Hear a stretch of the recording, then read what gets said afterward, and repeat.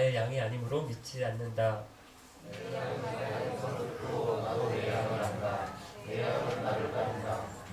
나는 그들에게 영생을 준다. 그들은 영원히 멸망하지 않을 것이며 아무도 그들을 내 손에서 빼앗을 수 없을 것이다. 양들을 내게 주신 나의 아버지는 모든 것보다 더 큰 분이시다. 그러므로 아무도 내 아버지의 손에서 내 양들을 빼앗을 수 없다. 지난 한 주간 우리나라 상황이 굉장히 어려웠습니다. 북한의 전쟁 위협이 갈수록 커져가고 있고요. 러시아 뉴스에서도 연일 북한 관련 뉴스가 나와서요. 우리 아이들, 저희 집 아이들 러시아어 과외 선생님도 너희 나라 괜찮냐? 전쟁 나는 거 아니냐? 부모님은 괜찮으시겠느냐? 이렇게 물어보고요. 아이들도 학교에 갔다 오면 계속 선생님이나 친구들이 전쟁 이야기를 한다고 얘기를 하더라고요. 며칠 전에는 북한 주재 러시아 대사관에서 발표하기를 북한 외무성에서 러시아 대사관 직원들의 철수를 제안했다 이렇게 보도가 나오고요. 또 러시아 상원 국제문제위원회 부위원장인 발레리 슈나키는 북한의 선제 공격 가능성이 높아 보인다. 한 언론과의 인터뷰에서 이런 말을 했다고 합니다. 외국에서 보는 한반도의 정세는 굉장히 불안한 상황, 일촉즉발의 상황이라고 보는 것 같습니다. 기성용이 뛰는 영국 프리미어리그의 스완지 시티라고 하는 팀이 있는데 이 팀은 여름에 한국 방문을 계획하고 있었는데 전쟁 위협이 높은 나라에 가기가 두렵다 이래서요. 한국 방문이 취소될 위기에 있다라고 하고요. 이게 축구팀만 그런 게 아니죠. 해외 바이어들도 한국 가기 무섭다 이래서 일정을 취소하는 곳이 늘고 있다고 합니다. 전쟁 불안 여파가 개성공단을 비롯해서 우리나라 증시나 국가 신용도, 수출입 등 한국 경제에도 크고 작은 영향들을 줄 것으로 보입니다. 그런데 의외로 한국은 어떻습니까? 평온하다라고 해요. 이게 또 해외 언론들이 주목하더라고요. 한국은 전쟁 불감증 걸린 나라 같다. 해외에서는 굉장히 불안해 보이는데 한국 사람들은 이렇게 태평하다. 저도 지난 금요일에 부모님께 전화를 한번 드렸어요. 전쟁 난다고 그러는데 어때요? 그랬더니 우리 지금 막국수 먹으러 춘천 가고 있는데? 그러시더라고요. 설마 전쟁 있겠냐? 전쟁 나면 김정은이 죽고 북한도 며칠 안에 망할 텐데 이렇게 말씀하시는데 전쟁 나면 우리가 이긴다 이렇게 생각하시는 것 같아요. 이긴다고 생각하는 데에는 우리나라 군사력도 북한에 비해서 굉장히 월등하게 뛰어나지만 무엇보다 우리 뒤에 누가 있다? 미국이 있다 이렇게 보는 것 같습니다. 그런데 미국이 정말 그렇게 믿을만한가요? 그렇지 않죠. 언제 어떻게 변할지 모릅니다. 미국이 당장은 우리나라 영원한 우방 국가인 것 같이 보이지만 국제사회에 영원한 우방도 없고요. 영원한 적도 없죠. 우리가 여기 이 모스크바에 와 있는 것만 봐도 그렇죠. 20년, 30년 전에 러시아라고 하는 나라, 이 모스크바라고 하는 도시는 우리에게 있어서 가볼 수 없는, 상상할 수 없는 빨간 나라죠. 저희 장인 어른은 그래서 못 오신더라고요. 장모님만 한번 다녀가셨는데 러시아라고 하는 모스크바는 내가 갈 수가 없다. 공산주의 나라, 빨간 나라를 못 간다. 이 생각을 아직도 가지고 계세요. 이스라엘도 여러분 그랬습니다. 구약에 보면 유대의 나라가 바빌로니아에게 계속해서 공격을 받고 결국은 망하게 되는데 그 전에 바빌로니아가 이스라엘 나라를, 유대 나라를 계속해서 위협을 했어요. 그런데 유대 왕이나 사람들이 크게 걱정을 안 합니다. 왜 그런가 하면 이집트를 믿고 있었어요. 우리나라가 미국 믿고 있는 것처럼 아마 유대 나라가 이집트를 믿었던 것 같아요. 야, 우리나라 특사가 지난달에도 이집트에 다녀오지 않았느냐. 바빌로니아의 군대가 움직이면 바로 즉각적으로 이집트가 군사를 보내기로 동맹을 했다, 약속을 했다 이러면서 유대 사람들이 안심을 했던 거예요. 그런데 어떻게 됐습니까? 바빌로니아가 쳐들어와서 나라가 망합니다. 그렇게 믿었던 이집트가 도움을 주지를 못해요. 여러분 믿었다가 낭패를 볼 때 우리가 뭐라고 얘기하는가 하면 믿는 도끼에 발등 찍혔다 이런 이야기를 합니다. 그런데 어떻습니까? 살다가 보면 이런 일이 종종 있습니다. 믿는 도끼에 발등 찍히는 일이 있어요. 그럼 만약에 믿는 도끼에 발등 찍히는 일이 신앙에서도 있다면 어떨까요? 우리가 믿는 예수님이, 우리가 믿는 하나님이 우리를 배신하면 어떻게 할까요? 죽었는데 구원이 없어요. 영생이 없고 천국도 없습니다. 그러면 어때요? 되게 억울하겠죠. 믿는 도끼에 발등 찍혔습니다. 며칠 전에 어떤 자매님께서 이런 말씀을 하셨는데요. 지금은 예수님을 잘 믿는 것 같은데 나중에 고난이 있거나 어려운 일이 생겨서 믿음에서 떠나면 어떻게 되느냐. 바로 유다도 처음에는 예수님을 열심히 잘 따랐는데 예수님을 버리고 구원에서 멀어지는 경우가 생겼지 않았느냐. 걱정이 된다. 이렇게 말씀하시는데 지금은 믿음을 주시고 구원을 주셨다가 나중에 이거 뺏으시면 빼앗기면 어떻게 하느냐 이런 걱정이 되는 겁니다. 정말 그럴까요? 하나님도 예수님도 믿는 도끼에 발등 찍으시면 어떻게 하죠? 이런 우려를 예수님이 아시고요. 오늘 본문을 통해서 말씀을 해주시는데요. 뭐라고 말씀을 하시는가 하면 오늘 본문에서 가장 많이 나오는 말, 가장 강조하는 표현이 뭡니까?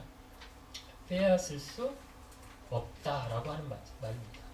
이 빼앗을 수 없는 이유를 두 가지를 같이 살펴보기 원합니다. 첫 번째는 빼앗지 않으신다라는 거예요. 영생을 누가 주셨어요? 28절을 보니까 나는 그들에게 영생을 준다 이렇게 말씀하고 있어요. 누가 주셨어요? 예수님이 주셨어요. 그런데 왜 주셨습니까? 이유가 뭡니까? 이유가 안 나와요. 이유가 없어요. 아무 이유 없이 주셨어요. 이것을 기독교에서 뭐라고 부르는가 하면 은혜라고 부릅니다. 교회에 오면 제일 많이 쓰는 표현 중에 하나예요. 오늘 오영진님 기도하시면서도 사랑과 은혜가 많으신 하나님 이렇게 말씀하셨어요. 은혜라는 말을 교회에서 가장 많이 쓰는 말 중에 하나입니다. 여러분 은혜로 주셨어요. 은혜로 주셨다라는 것이 뭐와 대조가 된다라고 제가 말씀드렸었죠. 생명의상 공부하신 분들 혹시 기억하세요? 1에서 받는 거 이거 뭐라고요? 월급 받는 거예요. 그죠? 은혜가 아니죠. 무슨 착한 일 많이 하고 좋은 일 많이 해서 받은 거 이거 뭐죠? 상으로 받은 거예요. 보상이에요. 이거 아니에요. 잘 봐달라고 받는 거 이거 뭐죠? 뇌물입니다. 뇌물도 아닙니다. 예수님은 우리에게 뇌물 쓰고 그럴 이유가 없어요. 우리가 써야죠. 뇌물을 쓰려면 예수님한테 우리가 써야 되는데 예수님은 우리에게 뇌물 쓰실 분 아니에요. 쓸 이유가 없습니다. 그래서 여러분 우리가 영생을 받은 것이 은혜로 받았다. 이게 굉장히 안심이 되는 것입니다. 왜 그런가 하면요. 월급으로 우리가 영생을 받고 구원을 받은 거라면 그러면 일 안 해요. 일 잘 못해요. 받은 것만큼 일하지를 못했어요. 그럼 어떻게 됩니까? 월급 못 받을 수 있어요. 쫓겨날 수도 있습니다. 상으로 받은 거예요. 그러면 착한 일, 좋은 일 계속 해야 됩니다. 그런데 나쁜 일을 많이 했어요. 그러면 빼앗기나요? 아니죠. 박시후인가요? 영화 배우인데 최근에 나는 살인범이다 보셨어요? SBS인가? 드라마 청담동 앨리스 굉장히 떴잖아요. 큰 인기를 얻었는데 이번에 백상 예술대상 인기상 후보로 1위로 올라 있었는데 심사위원들이 명단에서 이 박시우를 빼기로 제외하기로 결정을 했다라는 거예요. 왜 그런지 아시죠? 요즘 중강간 혐의로 경찰에 조사를 받고 있거든요. 그래서 상 받을 기회조차 뺏은 것이죠. 여러분 상으로 받은 거면 이렇게 뺏길 수 있습니다. 아예 탈락시킬 제외 명단에서 빼어질 수도 있어요. 뇌물이에요? 그럼 받은 만큼 뇌물을 받았으면 받은 만큼 뭔가 해줘야 합니다. 그런데 뭘 못했어요. 받은 만큼 해주지를 못했어요. 그럼 준 사람이 어떻게 할까요? 달라고 하겠죠? 다시 토해내라. 이렇게 하든지 아니면 경찰에 신고하든지 나 이거 줬는데 이만큼 뭐 이렇게 얘기를 탈이 날 겁니다. 여러분 헌신도 하고 봉사도 하고 뭐 많이 할 거라고 기대하고 우리에게 줬어요. 줬어요. 뇌물로 주셨어요. 그런데 우리가 그렇게 못했어요. 그러면 빼앗느냐? 그렇지 않다라는 것이죠. 아무 대가도 없습니다. 이유가 없어요. 거저 주신 거예요.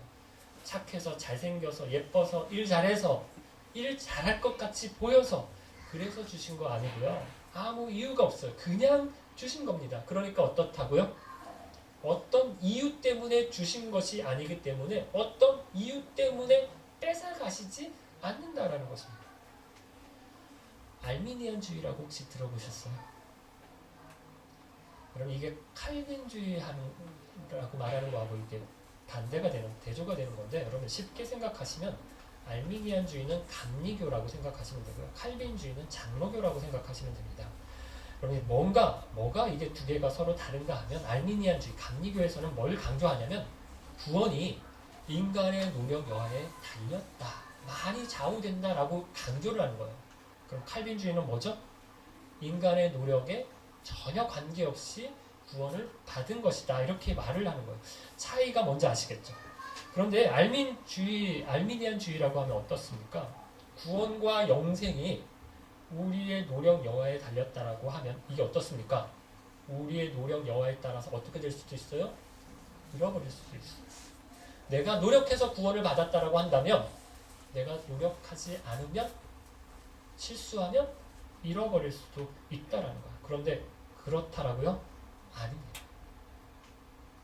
절대적으로 우리의 노력으로 얻은 것이 아니에요. 거저 값없이 대가 없이 그냥 주셨습니다. 그래서 제가 이런 비유를 자주 드는데 벌써 몇 번씩 들은 분이 많을 거예요. 우리가 구원받은 것이 어떤 상태에서 구원을 받았다라고요?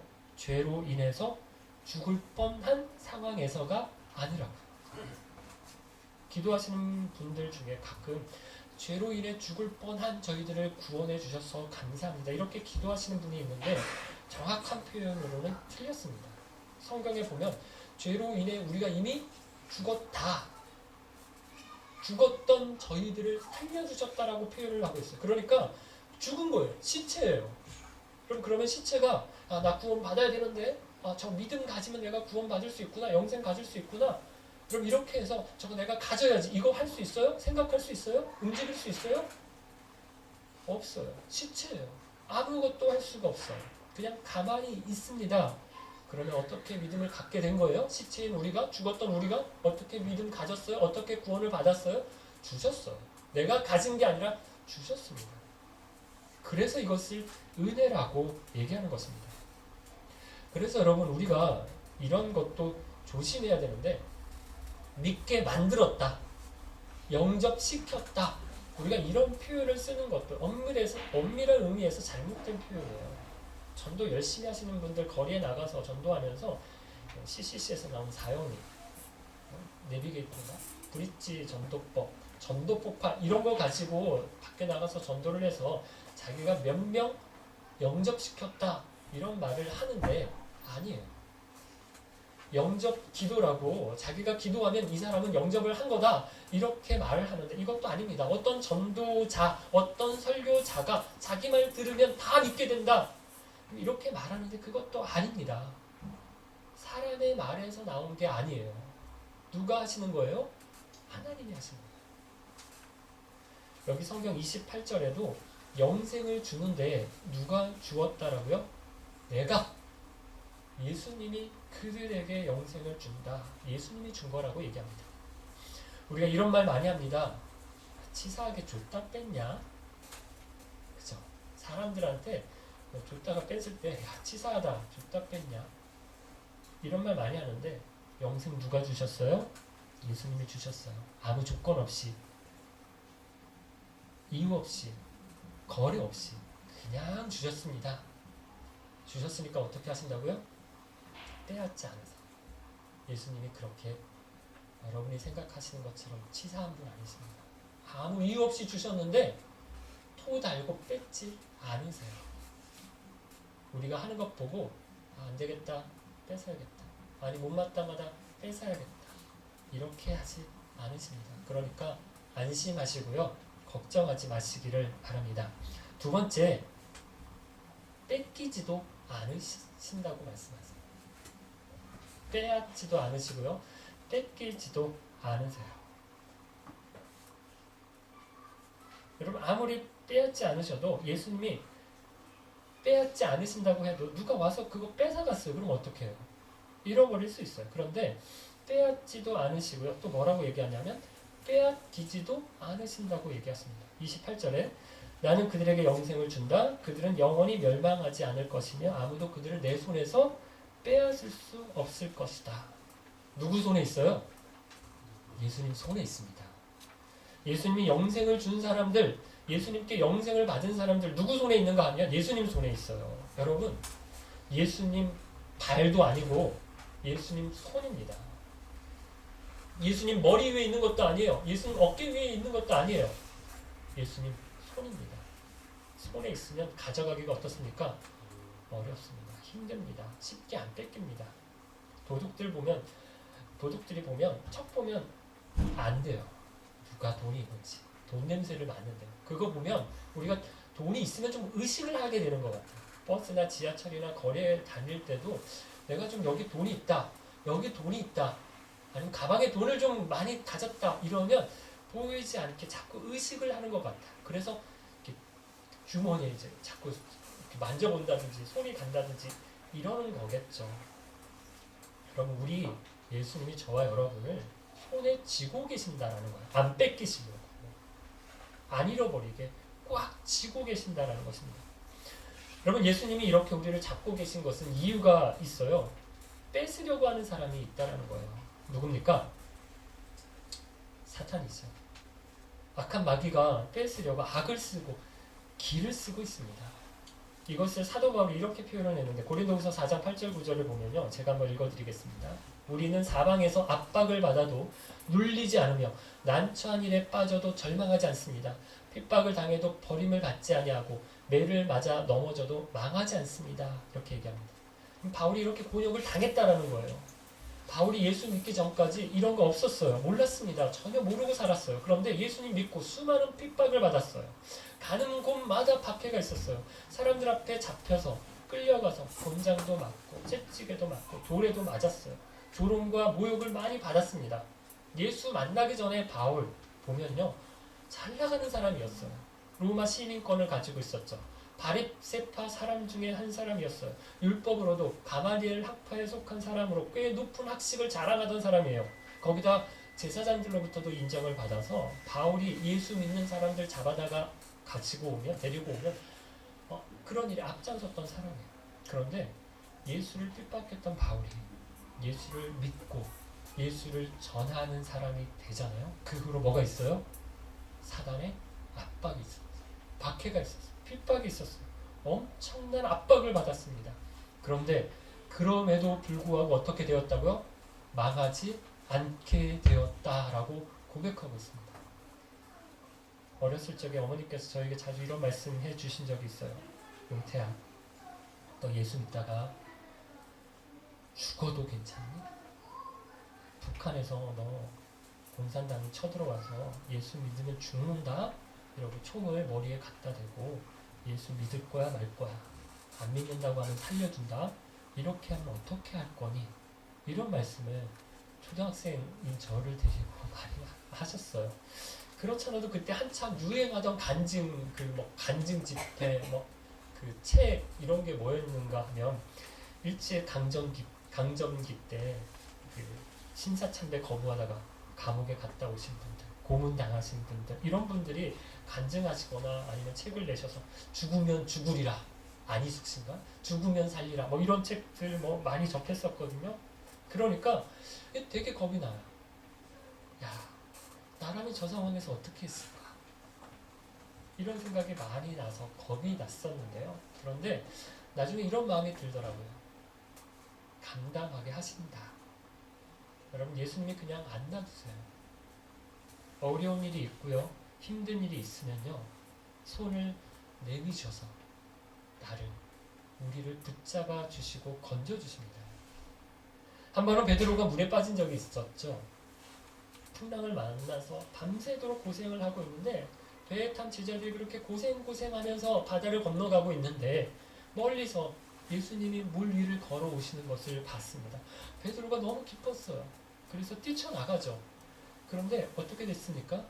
자기가 물 위를 걷고 있다라고 하는 사실을 인지를 했어요. 그러니까 덜컥 겁이 나고요. 그래서 물에 빠져서 허우적거립니다.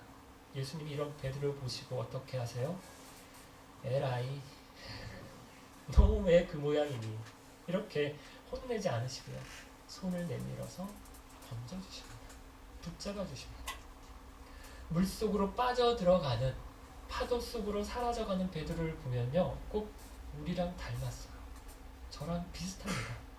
한때는 믿음 굉장히 좋은 척 혼자 다 합니다. 바다 위를 걸을 수 있을 것처럼 뛰어나와요. 그런데 그렇게 걷다가 어때요? 예수님만 보고 똑바로 가면 되는데 날은 어둡죠. 바다는 출렁거리죠. 물속은 시커멓죠. 이러면 무섭고요. 겁이 나죠. 두려운 마음이 들어요. 그러면 빠집니다. 그런데 그때도 어떻게 해주신다고요? 손을 잡아주세요. 우리를 붙잡아 주십니다. 믿으십니까? 믿음이 강할 때도 있지만 약할 때도 있습니다. 베드로는 실패할 수 있어요. 사람은 실수할 수 있습니다. 하지만 예수님은 실패하지 않으십니다. 실수하지 않으십니다. 그런데 예수님만 우리를 잡고 계신 게 아니에요. 누구도 잡고 계세요? 29절 말씀 한번 같이 읽어볼까요? 양들을 내게 주신 나의 아버지는 모든 것보다 더 크신 분이시다. 그러므로 아무도 내 아버지의 손에서 내 양들을 빼앗을 수 없다. 그럼 이게 이중 잠금 장치입니다. 이중이에요. 이중. 예수님이 우리를 잡고 계세요. 그런데 또 누구도 잡고 계세요? 하나님 아버지도 잡고 계세요. 그래서 예수님한테 누가 뺏어도 그럴 수가 없어요. 예수님한테 누가 뺏어요. 그런데 꼭 예수님한테 누가 뺏어도 또 누구한테 뺏어야 된다고요? 하나님 아버지한테도 뺏어야 된다는 것입니다. 28절에는 영생을 주신 분, 예수님이 우리를 손잡고 계신다라고 했고 29절에는 이 양들을 주신 분이 하나님 아버지신데 또 아버지도 우리의 손을 잡고 계신다고 하세요. 그럼 왜 손오공이 아무리 까불어도 어때요? 손오공 아시잖아요. 손오공이 아무리 까불어도 어때요? 예, 부처님 손바닥 안을 못 벗어나잖아요. 설교 시간에 부처님 이야기하니까 되게 이상하지만 여러분 그만큼 부처님의 은덕이 크다 이런 얘기겠죠. 여러분 하나님 아버지가 어떤 분이신가 하면 모든 것보다 가장 크신, 제일 크신 분이십니다. 그래서 못 뺏어요. 어린아이가 손에 들고 있으면 그거 뺏을 수 있어요. 가서 야 가람아 요거랑 바꾸자. 사탕 하나 들고 가서 손에 쥐고 있는 거 가람이가 쥐고 있는 거 야 요거랑 바꾸자. 가람아 요거 줄게 그거 줘. 그러면 뺏을 수 있어요. 그거 안 주려고 그래도요. 그럼 야 안 내나? 이렇게 때려서 뺏을 수 있어요. 그렇게 안 하고 막 꽉 쥐고 있어도요. 이게 해가지고 막 펴가지고요. 뺏으면 뺏을 수 있어요. 근데 누구 손에 있다고요? 가람이 손. 가람이 손 아니라 가람이 손에 우리 영혼이 달려있으면 뺏겨요. 예수님 손에 달려있고요. 하나님 아버지 손에 달려있어요. 잡고 계십니다. 뺏길 수가 없습니다. 절대로 뺏길 수 없어요. 지켜주십니다. 사랑하는 기쁜 가족 여러분, 주님 손에 맡기세요. 모든 것을 맡기세요. 아플 때 보면 아는 병이 있고요. 모르는 병이 있어요. 모스크바에 와서 날씨 변화가 심하던지 흐린 날이 오래되면 어디가 아픕니까? 머리가 아파요. 저만 그런 거 아니죠? 이거 너무 두통이 심할 때 있어요. 근데 이거 아는 병이에요. 조금 참아보든지 아니면 두통약 하나를 먹든지 더 심하면 2알 먹으면 돼요. 자가 진단하는 거죠. 치료하는 거죠. 그런데 어떨 땐 진짜 모르겠는 게 있어요. 아내가 얼마 전에 뱃속에서 뭐가 꿈틀댄대요. 임신했나? 저 수술했거든요. 생기면 안 돼요. 해충인가? 모르겠어요. 그럼 이런 게 오래 가거나 통증이 되게 심해지면 정말 걱정이 되는 거죠. 민중이가 그저께는 오른쪽 아랫배가 아프대요. 여기가 무슨 자리죠? 맹장 자리거든요. 제가 그 자리에 이렇게 찢어져 있고 눌러보고 제가 막 만져보고 아파? 아파? 아파? 이렇게 맹장을 눌렀다가 뗄 때 아프대잖아요. 아파? 아파? 계속 쑤셔봤어요. 근데 모르겠대요. 모르겠다. 가서 자빠자라. 그래가지고 보냈어요. 우리 인생도 마찬가지죠. 어떻게 생각되는 대로 되는 것이 있고요. 아무리 머리 싸매고 생각하고 고민을 해봐도 답이 안 나오고 걱정이 되는 게 있어요. 해결은 뭡니까? 맡기는 거예요. 내가 어떻게 해볼 거라고 붙들고 있으면요 걱정이 많습니다. 그런데 이거 내가 모르는 거야. 병원에 데리고 가서 믿을 만한 의사에게 맡겨버리면 편안해집니다. 북한의 김정은이 한국 나이로 32살이래요. 프로필을 보니까 82년 1월 8일생이더라고요. 그럼 이 젊은 친구가 어떻게 보면 우리 조국, 우리 민족의, 아니 저와 여러분의 미래를 쥐고 있습니다. 한국에서 전쟁 났어요. 어떻게 될까요? 저희 아이들 요즘 큰 고민이에요. 우울해하면 왜 그래? 전쟁 날까봐 겁나 걱정돼. 여기 계신 많은 분들이 전쟁 나면 먹고 살기 힘드실 것 같아요. 장난 아닙니다. 저는 제2국민역이라서 굳이 이렇게 전쟁 나면 저 어떻게 돼요? 그냥 있어도 되죠? 성현진 저 그냥 군대 안 가는 거죠? 계속 있는 거죠? 여기 여러분들 중에서는 이게 아직 예비군인 분들 있고 저는 민방위도 아마 끝난 것 같아요. 민방위 계신 분들은 바쁘실지 몰라요. 저는 그냥 후방에서 아녀자들 좀 보호하고 이렇게 있으면 돼요. 근데도 걱정은 많습니다. 이 젊은 친구가 마음 하나 잘못 먹잖아요. 그러면 큰일이 납니다. 우리 삶이 다 틀어져요. 엄청난 일이 일어나죠.